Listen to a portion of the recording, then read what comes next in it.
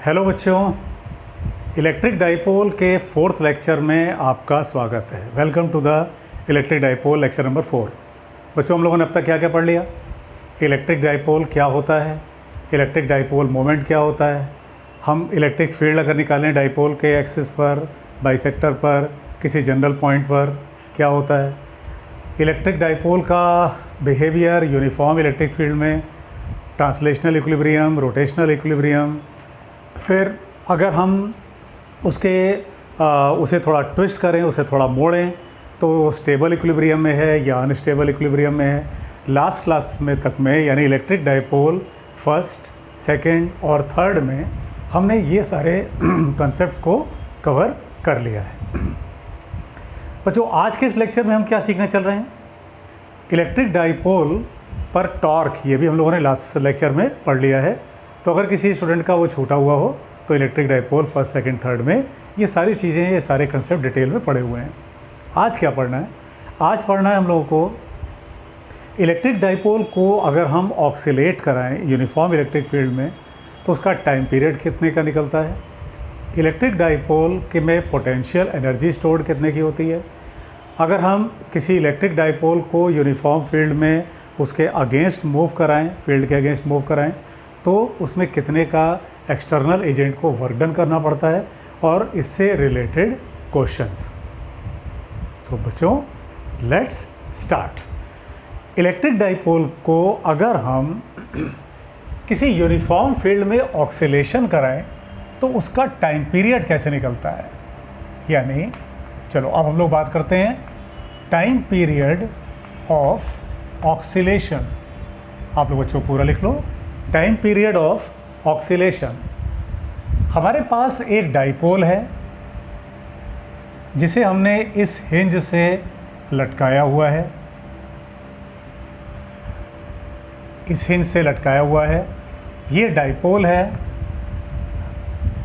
Suppose electric field, uniform electric field इस space में ए का है। अब हम इसे अगर इसको अगर इसके हाल पे छोड़ दें तो ये ऐसे ही लटका रहेगा। इसकी खुद की कोई टेंडेंसी नहीं है कहीं भी मूवमेंट करने की। ये हिंज है, ये कोई धागा है, ये डाइपोल है, यानी equal and opposite charges joined by an insulating rod. अब बच्चों, अगर हम इसको थोड़ा सा रोटेट करा के छोड़ें, सपोज हमने इसको प्लेन के परपेंडिकुलर, ये इसका प्लेन है, इसको ऐसे हमने थोड़ा सा ऑक्सीलेट कराया। चूँकि वो इस प्लेन के परपेंडिकुलर है, हम उसे डॉटेड से अगर शो कर दें, हमने इसे डॉट से शो कर दिया, हमने इसे थीटा एंगल रोटेट करा दिया। यानी डाइपोल ऐसे है, हमने इसको ऐसे रोटेट कराया। ठीक है? तो अगर हमने इसको इसके प्लेन के परपेंडिकुलर हमने इसको रोटेट कराया है तो टॉर्क हम लोगों ने लास्ट क्लास में बच्चों पढ़ा था, torque P E sine theta का लगना चाहिए, और वो टॉर्क इसे वापस इसकी मेन पोजीशन की तरफ लाने की कोशिश करेगा। Torque P E sine theta होता है। बच्चों, एसएचएम में सिंपल हार्मोनिक मोशन में दो कंडीशंस ली जाती हैं। एक कि जो रिस्टोरिंग फोर्स या टॉर्क हो वो डिस्प्लेसमेंट के, चाहे वो डिस्प्लेसमेंट लीनियर है चाहे वो एंगुलर है, उसके डायरेक्टली प्रोपोर्शनल होना चाहिए। दूसरा जो एंगुलर डिस्प्लेसमेंट है वो स्मॉल होना चाहिए, छोटा होना चाहिए। तो ये कोई टॉर्क लग रहा है पी ई साइन थीटा का जो इसको वापस लाना चाहेगा। तो अगर थीटा स्मॉल है, इफ़ थीटा इज़ स्मॉल, तो साइन थीटा को अप्रॉक्सीमेटली थीटा लिखा जा सकता है। अगर थीटा स्मॉल होता है तो साइन थीटा चाहे टैन थीटा, उसे अप्रॉक्सीमेटली हम लोग थीटा लिख सकते हैं। मैथमेटिकल टूल्स का कंसेप्ट है बच्चों। अगेन ये कंसेप्ट में अगर आपको हेल्प चाहिए तो प्लेलिस्ट में आप जा कर के चेक करो, मैथमेटिकल टूल्स नाम का, उसमें आपको मैथमेटिकल टूल्स 1 एंड 2 इस नाम के आपको 2 वीडियोस मिल जाएंगे प्लेलिस्ट में। मैथमेटिकल टूल्स वो चेक करो, उसमें वो है।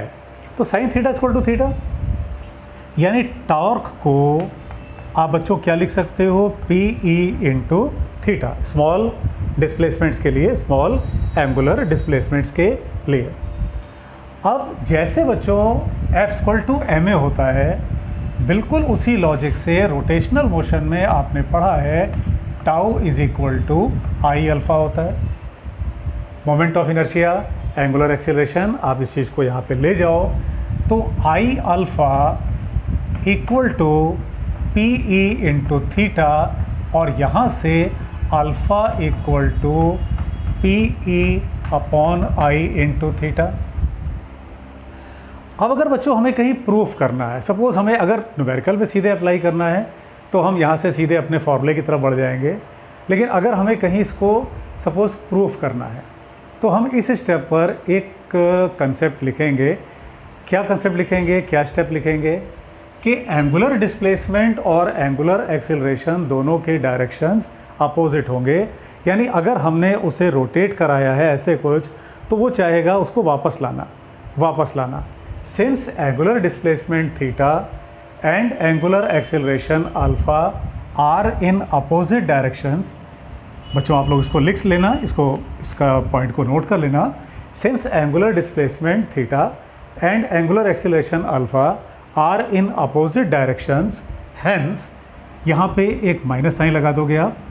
ये माइनस साइन किस लॉजिक से आ गया, दो वेक्टर्स के बीच में अगर एंगल 180 डिग्री का हो तो वो निगेटिव वेक्टर्स हो जाते हैं, अपोजिट डायरेक्शन में हो जाते हैं, तो उसको दिखाने के लिए हम लोगों ने माइनस साइन यूज़ कर लिया बच्चों।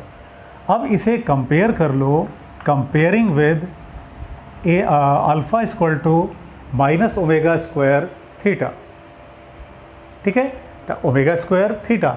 जैसे a equal to minus omega square x होता है, बिल्कुल वैसे ही alpha equal to minus omega square theta होता है। तो यहाँ से बच्चों आप कंपेयर करो तो आपको ओमेगा स्क्वायर मिल गया कितना, पी ई अपॉन आई, यानी बच्चों ओमेगा मिल गया कितना, रूट में P E upon I. What is omega, omega is 2 pi by T, omega is 2 pi by T, तो 2 pi by T is equal to root P E upon I, है ना आसान। तो टाइम पीरियड का बच्चों आपने formula निकाल लिया, 2 pi root I upon P E. अब बच्चों अगर ये फार्मूला आपको पता है, अगर ये फार्मूला एक बार आपने समझ लिया तो एग्जैक्टली यही कंसेप्ट आप चला लोगे अगर बार मैग्नेट होगा और उसे किसी यूनिफॉर्म मैग्नेटिक फील्ड में ऑक्सीलेट कराया जाएगा। जो काम इलेक्ट्रिक डाइपोल में पॉजिटिव चार्ज करेगा वो मैग्नेटिक डाइपोल यानी बार मैग्नेट में नॉर्थ पोल करेगा, और जो काम यहाँ निगेटिव चार्ज कर रहा है वो साउथ पोल करेगा। यानी बच्चों वहाँ पर इस फॉर्मूले में क्या चेंज आ जाएगा, 2 पाई सेम रहेगा, मोमेंट ऑफ इनर्शिया सेम रहेगा, इलेक्ट्रिक डाइपोल मोमेंट की जगह आ जाएगा capital M, that is magnetic dipole moment, और इलेक्ट्रिक फील्ड की जगह आ जाएगा क्या आ जाएगा, मैग्नेटिक फील्ड। यानी अगर हमने एक फार्मूला ये कवर किया है, अगर हमने एक कंसेप्ट ये कवर किया है, तो हमने पैरेलली मैग्नेटिक डाइपोल को भी कवर कर लिया है। यानी किसी इलेक्ट्रिक डाइपोल का टाइम पीरियड इन फैक्टर्स पर डिपेंड करेगा। चलो बच्चों अब इसको कुछ क्वेश्चंस पे रखते हैं, कुछ क्वेश्चन पे रखते हैं। जैसे मान लो हमसे ये कहा गया कि कोई इलेक्ट्रिक डाइपोल है और उसका time period of oscillation T0 है, यानी an electric dipole has time period of oscillation as T0 on earth surface. If we take the whole arrangement inside a lift accelerating upward with g/2, बच्चों एक बार question ध्यान से फिर से समझो। Time period of electric dipole in uniform electric field, बच्चों electric field दोनों conditions में आप पॉजिटिव x में मान लो कि इलेक्ट्रिक डाइपोल का जो टाइम पीरियड है that is T0 in external electric field E। If the whole arrangement is taken inside a lift accelerating upward with g/2, find the time period now. ठीक है, तो पहले का टाइम पीरियड T0 है, ये time period कितने का होना चाहिए बच्चों, ध्यान दो। क्या एक्सेलरेटिंग लिफ्ट के कारण मोमेंट ऑफ इनर्शिया बदल जाएगा? नहीं। क्या डाइपोल मोमेंट बदल जाएगा? नहीं। क्या इलेक्ट्रिक फील्ड बदल जाएगा? नहीं। इसका मतलब जो टाइम पीरियड पहले था वही टाइम पीरियड अब भी रह जाएगा। बच्चों हम लोग इसमें साथ साथ उस कंसेप्ट में क्वेश्चंस भी कवर करते हुए चल रहे हैं, तो आप लोग उसके नोट्स को बनाते रहो। आप लोग पूरा वीडियो लेक्चर देखो, उसके नोट्स प्रॉपर बनाओ। कहीं कोई डाउट हो उसे कंसेप्ट उसको कमेंट बॉक्स में पूछो। किसी कंसेप्ट में डाउट है उसे कमेंट बॉक्स में पूछो। अगर क्वेश्चन कहता है कि हमारे पास एक डाइपोल है, हमारे पास एक डाइपोल है जिसे हमने एक्सटर्नल इलेक्ट्रिक फील्ड में ऑक्सीलेट कराया और उसका टाइम पीरियड है t0, यानी ऑलमोस्ट सेम क्वेश्चन। बच्चों यहाँ से पिछले क्वेश्चन पे, यहाँ से आप एक बात ये ध्यान कर सकते हो, ये बात, ये कंसेप्ट दिमाग में बैठा सकते हो कि जो टाइम पीरियड है वो किसी भी एक्सटर्नल कंडीशन से इंडिपेंडेंट होगा। यानी आप उस डाइपोल को चाहे इंक्लाइंड प्लेन पर ऊपर की तरफ ले जाओ, नीचे ले आओ, आप उसे लिक्विड में रख के ऑक्सीलेट कराओ, सारी कंडीशंस कॉमन रहेंगी, सेम रहेंगी, टाइम पीरियड पर कोई असर नहीं पड़ेगा। अब क्या होगा बच्चों, जैसे ये कोई डाइपोल है जिसका time period of oscillation t0 कहा गया। सपोज क्वेश्चन हमसे ये कहता है कि हमने एक और डाइपोल सिमिलर चार्जेस टुगेदर इन्हें आपस में बांध दिया। बच्चों क्वेश्चन क्या है? Time period of electric dipole is t0 in external electric field E. If another similar dipole is tied with similar charges together with same electric field E, ये same है, इसमें कोई चेंज नहीं है। Find the time period now. यानी पहले की ये कंडीशन थी, हमने एक डाइपोल को इसके साथ में और बांधा, और क्वेश्चन बच्चों हम लोगों से क्या जानना चाहता है कि आपका इसका टाइम पीरियड बताओ। बहुत आसान है, निकाल लोगे, करो। 2 पाई मोमेंट ऑफ इनर्शिया क्या हो जाएगा? अगर एक डाइपोल था तो I, तो दो डाइपोल सिमिलर हैं तो 2I। डाइपोल मोमेंट बच्चों क्या है? एक वेक्टर क्वांटिटी है, डायरेक्शन नेगेटिव से पॉजिटिव। दोनों डाइपोल्स के डाइपोल मोमेंट एक ही डायरेक्शन में होंगे तो वो ऐड हो जाएंगे, 2p हो जाएंगे।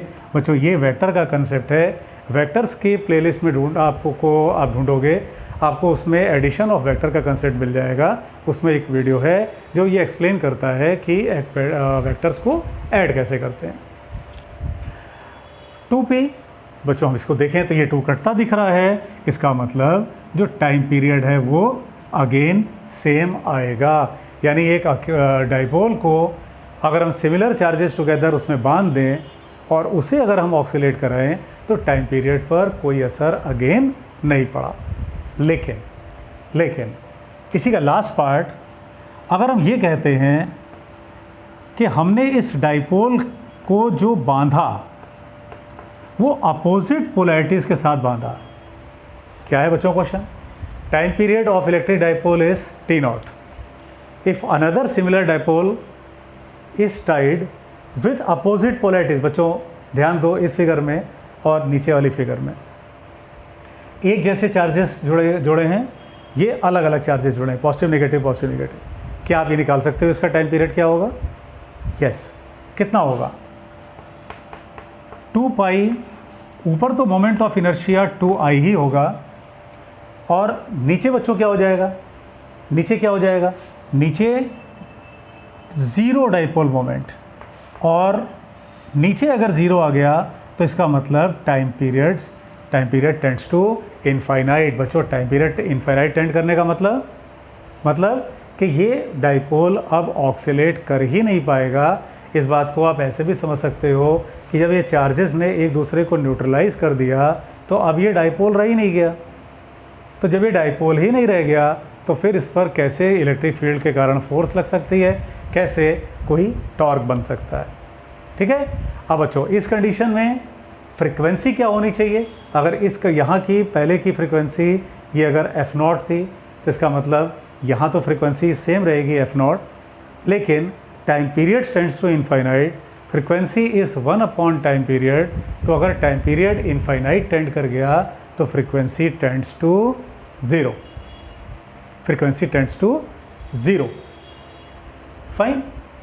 चलो बच्चों, अब इस पर एक क्वेश्चन देते हैं आपको, आप उसका सॉल्व करके उसका आंसर कमेंट बॉक्स में लिखो। क्वेश्चन क्या है कि ये जो डाइपोल है, सपोज इसका मास है m,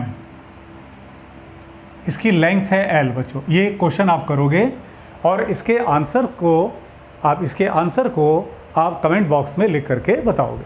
क्वेश्चन ध्यान से समझो।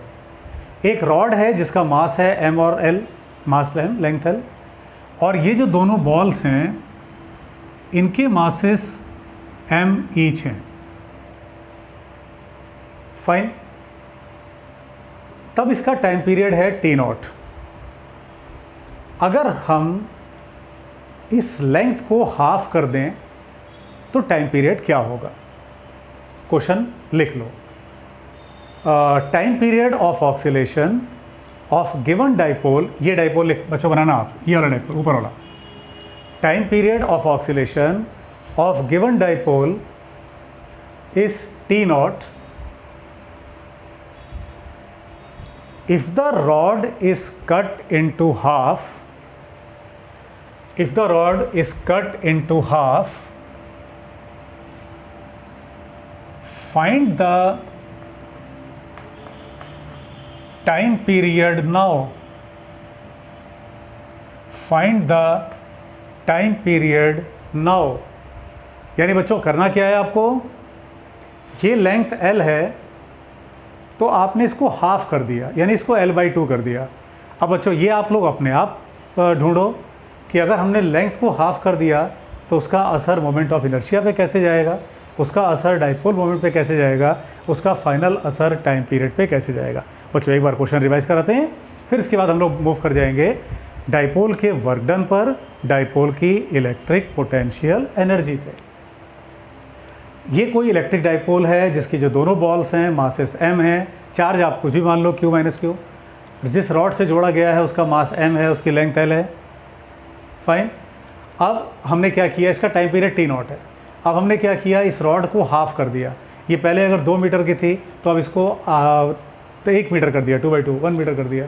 तो अगर पहले का टाइम पीरियड t0 था तो अब का टाइम पीरियड क्या होगा, ये बच्चों आपको खुद सॉल्व करना है। इसको आप लोग सॉल्व करके कमेंट बॉक्स में आंसर लिखो और फिर इसको हम लोग नेक्स्ट वीडियो लेक्चर में कवर करेंगे। अब चलो हम लोग बच्चों बढ़ते हैं। किसी डाइपोल को अगर रोटेट कराएं तो उसमें कितने का वर्क डन लगता है और वो वर्क पोटेंशियल एनर्जी में कैसे कन्वर्ट होता है और उस पोटेंशियल एनर्जी को हम काइनेटिक एनर्जी के साथ में कैसे रिलेट करते हैं, उसके क्वेश्चंस।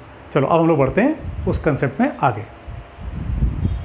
देखते हैं हम लोग किसी डाइपोल को अगर हम रोटेट करें इलेक्ट्रिक फील्ड के अगेंस्ट तो उसमें कितने का वर्क डन लगता है, और यहीं से कंसेप्ट आ जाएगा पोटेंशियल एनर्जी का। सपोज हमारे पास एक डाइपोल है, इलेक्ट्रिक डाइपोल है। इलेक्ट्रिक फील्ड का डायरेक्शन अगेन बच्चों हम लोग पॉजिटिव एक्स में मान के चलते हैं, इधर है। हमने इसे फील्ड के अगेंस्ट रोटेट कराया, हमने इसे फील्ड के अगेंस्ट रोटेट कराया, जैसा अभी हम लोगों ने टाइम पीरियड में देखा। सपोज़ ये एंगल है थीटा, तो बच्चों हम लोगों ने क्या देखा था कि जो टॉर्क लगेगा वो टॉर्क PE साइन थीटा का होगा। यानी कोई डाइपोल अगर ऐसे छोड़ दिया जाए इलेक्ट्रिक फील्ड में तो वो पड़ा रहेगा, उसकी खुद की कोई इच्छा नहीं है कहीं भी रोटेट करने की। लेकिन अगर हमने उसको रोटेट किया किसी जनरल एंगल थीटा पे 15 डिग्री, 5 डिग्री, 10 डिग्री, तो उस पर जो टॉर्क आएगा जो उसको वापस लाना चाहेगा वो PE साइन थीटा का होगा। बच्चों टॉर्क हम लोगों ने इलेक्ट्रिक डाइपोल के पिछले लेक्चर में डिटेल में पढ़ा हुआ है, उसको आप लोग रिवाइज कर लेना। वर्क डन, सपोज ये कोई 5 डिग्री का एंगल हो और यहाँ से हमें इसे 15 डिग्री तक घुमाना हो, यानी पहले वो 5 डिग्री है और फाइनली हमें उसको 15 डिग्री तक घुमाना हो, यानी किसी एक्सटर्नल एजेंट को अगर इस इलेक्ट्रिक डाइपोल को फील्ड के अगेंस्ट रोटेट कराना हो तो उसे क्या वर्क करना पड़ेगा? That is work done by external agent in rotating the dipole against the field PE sin theta into d theta limits theta 1 से theta 2। जैसे लीनियर मोशन में एफ डी एक्स होता है, फिर आप इंटीग्रेट करते हैं उसको x1 से x2, इसी तरह से रोटेशनल मोशन में बच्चों क्या होता है? Tau D theta, integration limits theta 1 से थीटा 2। तो आपने टॉर्क रखा, ये वर्क डन किसका है? एक्सटर्नल एजेंट का है। एक्सटर्नल एजेंट को इसे फील्ड के अगेंस्ट रोटेट करने में कितना वर्क करना पड़ेगा? बच्चों अगेन साइन थीटा का इंटीग्रेशन, मैथमेटिकल टूल्स सेकंड में ये concept integration, series, logarithmic function, differentiation, बहुत सारी चीज़ें हम लोगों ने कवर की थी। अगर किसी को ना आता हो उसमें चेक कर लो। साइन थीटा का इंटीग्रेशन माइनस कॉस थीटा, तो माइनस पी ई बाहर निकाल लो बच्चों आप। कॉस थीटा लिमिट्स कहाँ से कहाँ? थीटा 1 से लेके थीटा 2। चलो बच्चों इसके बाद यहाँ लिखते हैं। तो वर्क डन, इस माइनस साइन को बच्चों अगर आप अंदर ले जाओ तो पहले हायर लिमिट रखते हैं थीटा 2, फिर माइनस थीटा 1 लोअर लिमिट, और माइनस साइन को अंदर ले जाएं तो P E cos theta 1 minus cos theta 2, ये वर्क डन का फॉर्मूला बच्चों डिराइव किया आपने। ये वर्क डन है किसका? एक्सटर्नल एजेंट का। अगर कभी हमें फील्ड का वर्क डन कहीं निकालना पड़ जाए तो फील्ड का वर्क डन बच्चों हमेशा एक्सटर्नल एजेंट के वर्क डन का निगेटिव होगा। जैसे किसी ऑब्जेक्ट को अगर हमने यहाँ से उठाया, हम उसको 10 मीटर की ऊंचाई तक ले गए, तो अगर हमने यानी एक्सटर्नल एजेंट ने सपोज 100 जूल का वर्क किया, ग्रेविटी का वर्क डन माइनस 100 जूल का होगा। ऑब्वियसली हम लोग काइनेटिक एनर्जी के चेंज को इग्नोर कर रहे हैं। काइनेटिक एनर्जी हमसे मान के चल रहे हैं, जीरो ही मान के चल रहे हैं उठाते समय उसको। तो ये हमारे पास एक जनरल फार्मूला आ गया, that is work done by external agent in rotating the dipole against the field is this much. अब जो ये वर्क होता है, द वर्क एनर्जी प्रिंसिपल या conservation of mechanical energy principal, अगर हम सब कंसेप्ट को जोड़ें तो वो ये कंसेप्ट कहता है कि अगर वर्क है तो वो एनर्जी का फॉर्म है, वो एनर्जी हमें कहीं ना कहीं किसी न किसी रूप में दिखनी चाहिए। तो work done by external agent in rotating the dipole against the electric field gets stored in the system in the form of potential energy. बच्चों उसको आप लोग नोट कर लेना।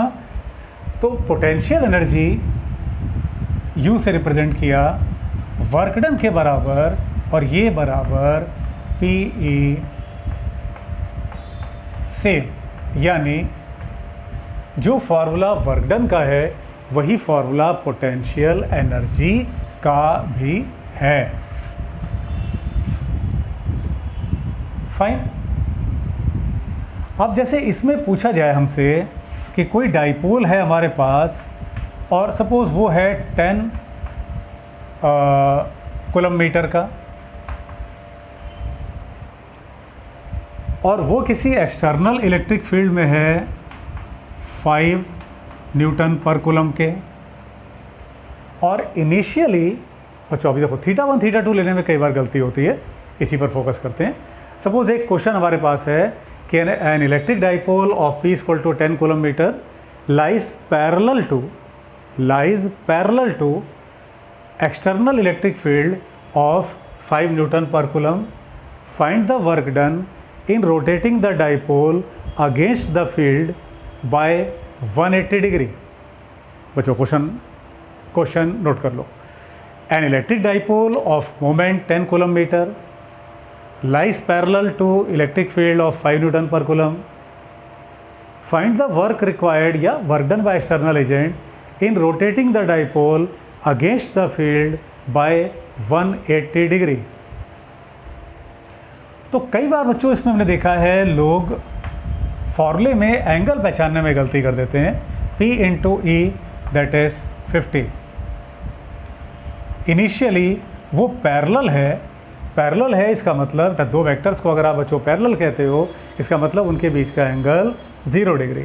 तो ये 0 θ2 जब उसको रोटेट करा दिया तो एंगल बनेगा कितने का 180 डिग्री। पहले का एंगल 0 डिग्री, बाद का 180 डिग्री। तो cos 180 is -1, so this becomes 2, 1 minus minus 1, that is 2. 2 into 50, that is 100 joule का वर्क लगेगा।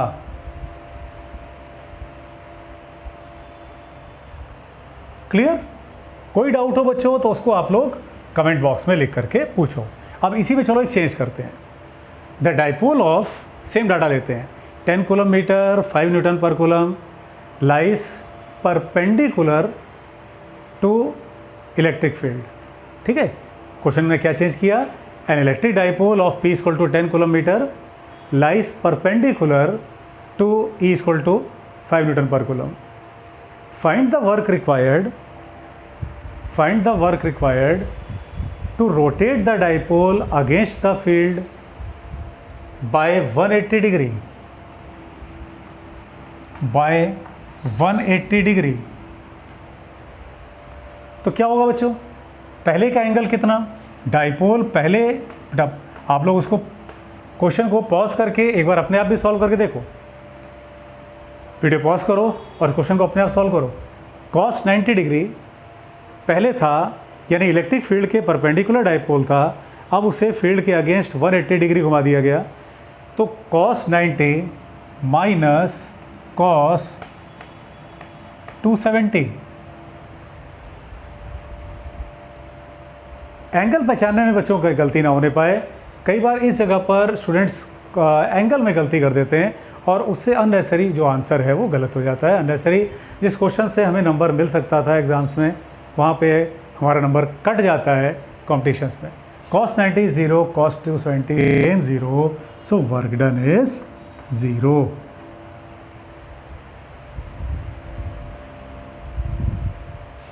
क्लियर? तो ये मिला हम लोगों को वर्क डन। cos θ1 और cos θ2 इसकी हम लोगों को क्या वैल्यूज़ लेनी है ये हमें ध्यान रखना है बच्चों। इसका एक पर्टिकुलर केस बनता है कि अगर θ1 को हम 90 डिग्री ले लें, यानी एक particular case, if θ1 is 90 degree. बच्चों अगेन जो कंसेप्ट आप सीख रहे हो यहाँ पे वो मैग्नेटिक डाइपोल में बार मैग्नेट में भी कॉमन रहेंगे। बस यहाँ पर magnetic dipole moment capital M आ जाएगा, यहाँ पर मैग्नेटिक फील्ड आ जाएगा, सारे कंसेप्ट एज इट इज़ चलेंगे। अब इसका एक पर्टिकुलर केस बन जाता है बच्चों कि अगर θ1 90 डिग्री हो, यानी डाइपोल फील्ड के परपेंडिकुलर हो, तो हम θ2 को कोई जनरल एंगल बोल सकते हैं ना, कोई जनरल एंगल बोल दें, क्योंकि 1 और 2 की बात तो तब थी जब दो एंगल्स थे। जब एक ही एंगल बचा तो वहाँ फिर वर्ड 2 लगाने का कोई मतलब नहीं बनता। लेकिन ये ध्यान रहे कि ये एक पर्टिकुलर केस की हम लोग बात कर रहे हैं जब θ1 इक्वल टू 90 डिग्री हो। तो बच्चों यहाँ पर 90 डिग्री रख दो, θ2 को आप एक जनरल वैल्यू θ लिख दो, तो आपको पोटेंशियल एनर्जी का एक फार्मूला मिल गया -PE cos θ। और यहीं से बच्चों तुम्हें एक फार्मूला और मिला -P.E, दो वेक्टर्स का डॉट प्रोडक्ट, यानी पोटेंशियल एनर्जी को, बल्कि एक काम करते हैं इसको अंदर रख लेते हैं, ब्रैकेट में रख लेते हैं, ब्रैकेट में रख लेते हैं। तो बच्चों यहाँ से तुम्हें एक फार्मूला और मिला डॉट प्रोडक्ट के फॉर्म में, वेक्टर्स के फॉर्म में। ये फार्मूला भले ही हम लोगों ने इस कंडीशन में डिराइव किया है, लेकिन इसका एप्लीकेशन आप उस जगह पे कर सकते हो जहाँ एग्जामिनर ने आपको एक सिंगल एंगल दिया हुआ हो पोटेंशियल एनर्जी के निकालने के लिए। और ये बात हमेशा आगे ध्यान रहे कि पोटेंशियल एनर्जी निकल रहा है तो वर्क डन निकल रहा है, दोनों सेम है। लेकिन किसका वर्क डन, किसका वर्क डन? एक्सटर्नल एजेंट का वर्क डन, ना कि फील्ड का वर्क डन। एक्सटर्नल एजेंट और फील्ड के वर्क डन में हमेशा मॉड वैल्यू सेम आती है, लेकिन साइन डिफरेंट आते हैं, माइनस साइन होता है। तो ये पोटेंशियल एनर्जी का फार्मूला आ गया। अब बच्चों इसको जैसे आप कहाँ अप्लाई करते हो, किस जगह, किस तरह के क्वेश्चन से अप्लाई करते हो, लिखो, क्वेश्चन लिखो। An electric dipole of P equal to 2i plus 3j minus 4k coulomb metre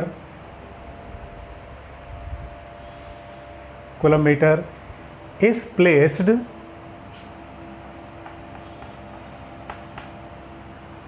placed in E equal to, that is uniform electric field, E equal to minus I plus 2j plus k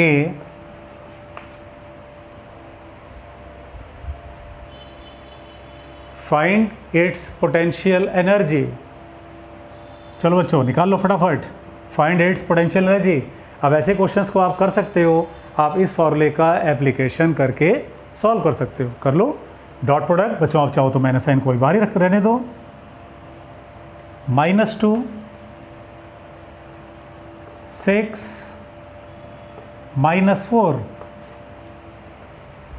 -2 बच्चों, जो i dot i is 1, j dot j is 1, k dot k is 1, so -2 plus 6 -4 that is बच्चों यहाँ से कितना आ गया, ये 0, यानी potential energy is 0।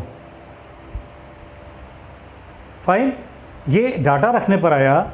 In case यहाँ पे कोई और वैल्यू रही होती तो वो नॉन ज़ीरो मिला होता, बल्कि हम लोग ये काम कर लेते हैं, एक ऐसा डाटा चूज़ कर लेते हैं, इसी को डाइपोल मोमेंट को सेम ले लेते हैं बच्चों, इलेक्ट्रिक फील्ड को चलो ज़रा चेंज कर लेते हैं ताकि एक आंसर अपना 0 ना आए, ऐसा कोई डाटा सेलेक्ट कर लें।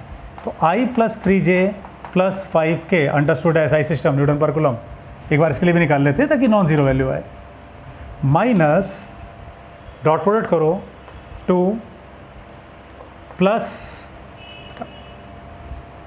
3 × 3 9 माइनस 5 × 4 दैट इज 20।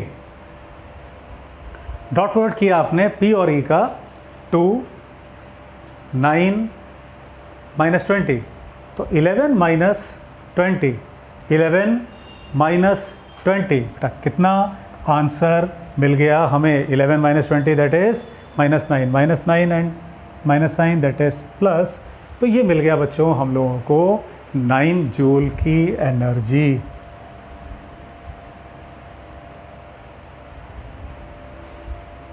बच्चों किसी पॉइंट पर कहीं कोई डाउट हो तो उसे आप पूछ सकते हो, उसको आप कमेंट बॉक्स में लिख करके पूछ सकते हो। तो ये सीखा हम लोगों ने पोटेंशियल एनर्जी और फिर उसका वर्क डन के साथ में रिलेशन, और पोटेंशियल एनर्जी का एक पर्टिकुलर केस जब वो हमें सिंगल एंगल को दिया गया हो। चलो अब देखते सीखते हैं। अब एक इम्पॉर्टेंट क्वेश्चन देखते हैं जो कई बार एग्जाम्स में पूछा गया है कि अगर डाइपोल को किसी पर्टिकुलर एंगल से हम छोड़ें तो किसी दूसरे एंगल पर उसकी एंगुलर वेलोसिटी कितनी होगी, यानी अगर किसी पर्टिकुलर केस में हमें एंगुलर वेलोसिटी निकालनी पड़े तो क्या करेंगे, और क्या एनर्जी वाले मेथड से हम स्टेबल अनस्टेबल इक्विलिब्रियम जान सकते हैं क्या, हम इसको सीखते हैं। चलो अब हम लोग बढ़ें उस कंसेप्ट पर। हाँ बच्चों, तो अब चलो देखते हैं हम लोग कि स्टेबल अनस्टेबल इक्विलिब्रियम को पहचानने का भी कोई तरीका एनर्जी के थ्रू होता है क्या। यस होता है। पोटेंशियल एनर्जी का फॉर्मूला बच्चों आप लोगों ने सीखा -PE cos theta. Last lecture में हम लोगों ने टॉर्क के जरिए उस जो डाइपोल का स्टेबल अनस्टेबल इक्विलिब्रियम होता है ये सीखा था। एनर्जी से भी एक तरीका होता है, अगर पोटेंशियल एनर्जी मिनिमम है तो डाइपोल स्टेबल इक्विलिब्रियम में होगा, अगर पोटेंशियल एनर्जी मैक्सिमम है तो वो अनस्टेबल इक्विलिब्रियम में होगा। लास्ट लेक्चर में हम लोगों ने देखा था कि एक बॉल है, उसके अंदर हमने एक छोटी बॉल रखी, अगर थोड़ा सा ऊपर ले आए छोड़ें तो वापस आ जाएगी स्टेबल इक्विलिब्रियम। उस बॉल के ऊपर रखा, थोड़ा सा डिस्टर्ब किया तो जिधर डिस्टर्ब करेंगे उधर ही भाग जाएगी, अनस्टेबल इक्विलिब्रियम। उस बात को समझने का तरीका एक एनर्जी के जरिए भी है। अगर पोटेंशियल एनर्जी मिनिमम है, यानी अगर थीटा 0 डिग्री ले लोगे बच्चों, तो पोटेंशियल एनर्जी ये मिनिमम होगी।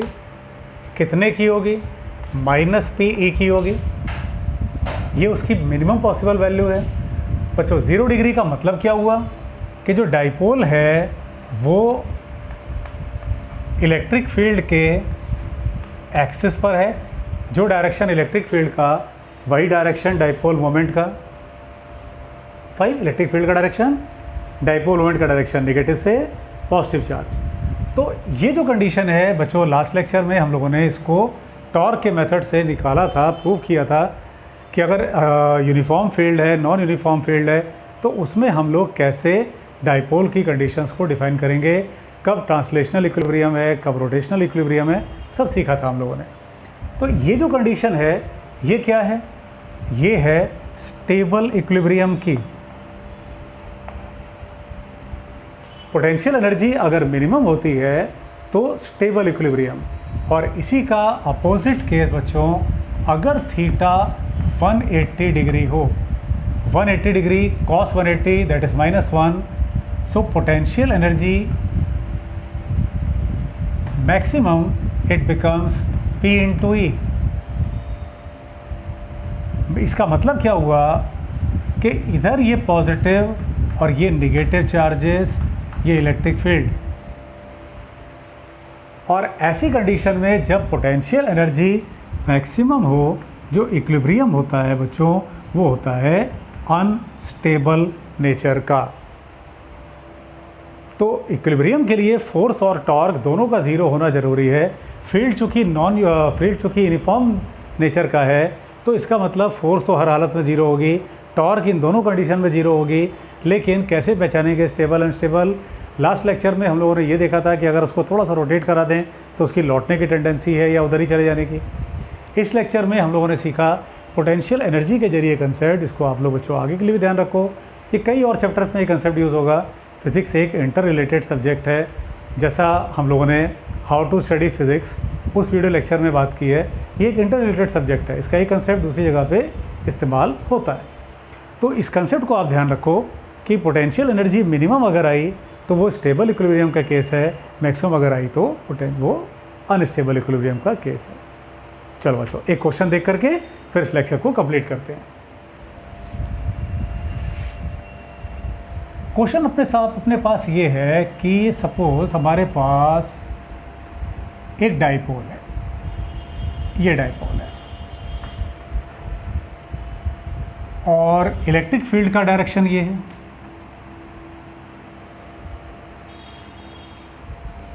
इसे रिलीज़ किया गया सपोज 53 डिग्री का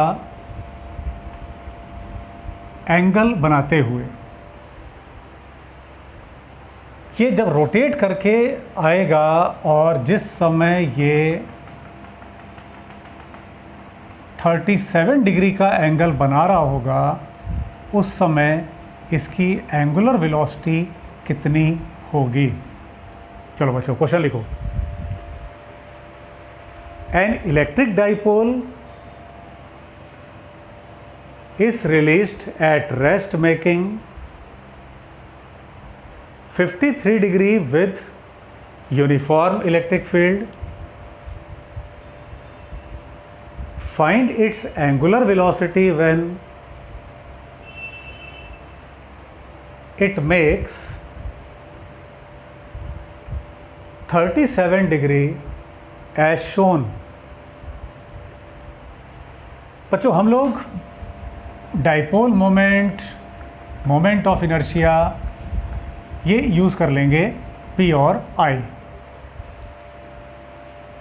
डाइपोल को यहाँ पे रेस्ट से रिलीज़ किया गया, कंजर्वेशन ऑफ मैकेनिकल एनर्जी का बच्चों इस्तेमाल करो।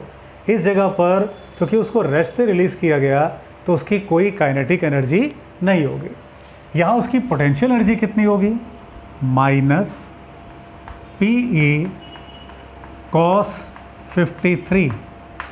कंजर्वेशन ऑफ मैकेनिकल एनर्जी चलाओ, क्योंकि इलेक्ट्रिक फील्ड एक कंजर्वेटिव नेचर की फोर्स है और उस कंडीशन में वहाँ हम कंजर्वेशन ऑफ मैकेनिकल एनर्जी को चला सकते हैं। -PE cos 53। जब बच्चों ये इस जगह पर आएगा तो इसकी kinetic energy, rotational kinetic energy that is ½ I omega square. इसको डाटा रखा जा सकता है, इस पर डाटा एग्जैक्ट वैल्यू रखी जा सकती है मोमेंट ऑफ इनर्शिया की P की। और पोटेंशियल एनर्जी कितने की? -PE cos 37 degree. ठीक है बच्चों, ये क्वेश्चन को एक बार फिर से समझो। इस कंडीशन में पोटेंशियल काइनेटिक एनर्जी 0 थी, potential energy -PE cos theta के अकॉर्डिंग कितना आ गया? वहाँ पे kinetic energy half I omega square, potential energy इतने की minus P cos theta, theta is 37 degree. इसको उठा के इधर ले आओ। cos 37 is 0.8, cos 53 is 0.6। सो इसको जब इधर ले आओगे तो 0.8 माइनस 0.6 दैट इज़ 0.2। तो एक स्टेप आप ऐसे लिख सकते हो, आप ये ऐसे बच्चों एडजस्ट कर लो इसको, ये 1/5 लिख लो। तो ओमेगा स्क्वायर, इसको 1/5 लिख लो। Omega square becomes 2PE upon 5I, 1/5 2PE upon 5I। तो बच्चों एंगुलर स्पीड मिल गई रूट 2PE अपॉन 5I। चलो बच्चों, आज के इस लेक्चर में अगर कहीं कोई डाउट हो तो उसको आप लोग उसके कमेंट बॉक्स में लिख करके पूछो। चलो बच्चों, फिर नेक्स्ट वीडियो लेक्चर में मिलते हैं किसी इंपॉर्टेंट कंसेप्ट के साथ। All the best.